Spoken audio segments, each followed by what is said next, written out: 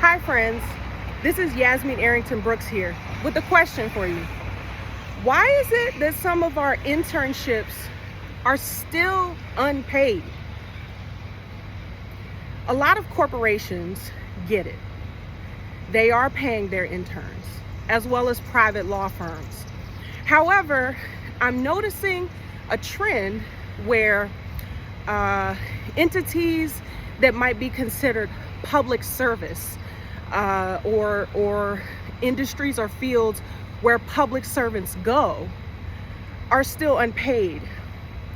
Now, I could potentially see how this could work where the student or the young adult, in a lot of cases, has the financial and or parental familial backing to be able to take an unpaid internship. Mind you, a lot of these unpaid internships are full-time.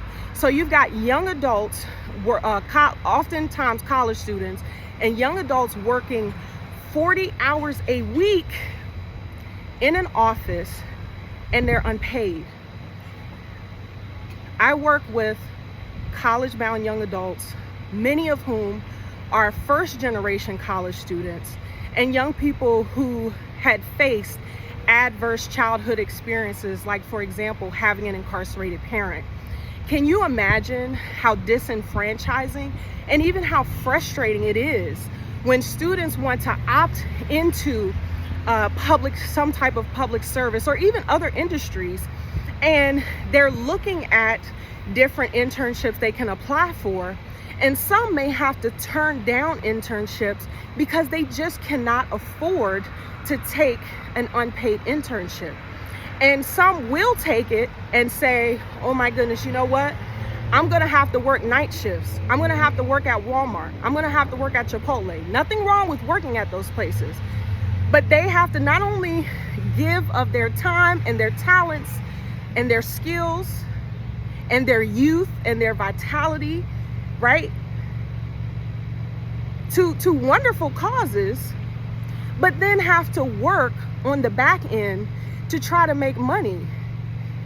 Folks have living expenses. That includes young adults.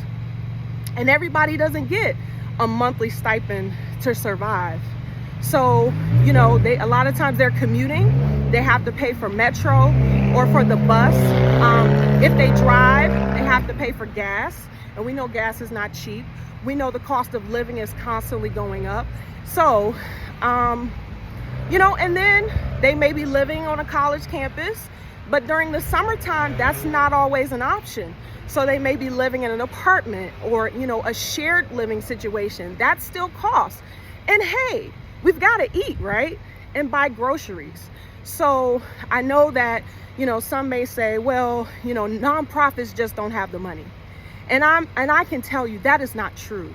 I run an organization that I've been running for 13 years that still quite doesn't have a budget of even $500,000. Okay, barely. Okay, barely.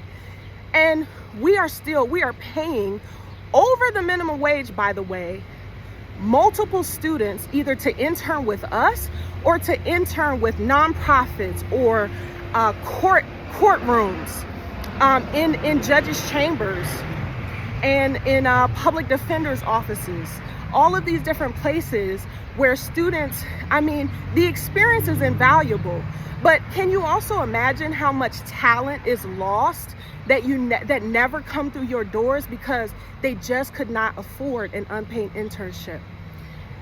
And, people may say, oh, well, it's not in the budget. The budgets are fixed.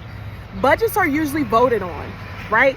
Whatever the level is, local, Senate, federal, you name it. So we need more advocates to speak out about this. This may not even be something you've ever thought about, but I think that in the 2020s, in 2024 and beyond, there's time for a change. Thank you so much for hearing me out. Yasmin Arrington Brooks, checking out, why do we still have unpaid internships? Our young people deserve to be paid for their time. And let's be honest, some of us wouldn't necessarily be able to do that, right? So Why would we expect someone, especially those who are the first in their families to go to, or the second to go to college, to break generational cycles, to do things that have never been done before? And by the way, a lot of our public spaces, courtrooms, they have backlogs, right? We need to funnel more talent through the pipelines, but there are too many hidden and open barriers, and it's time to make a change. Thank you so much. Let's talk.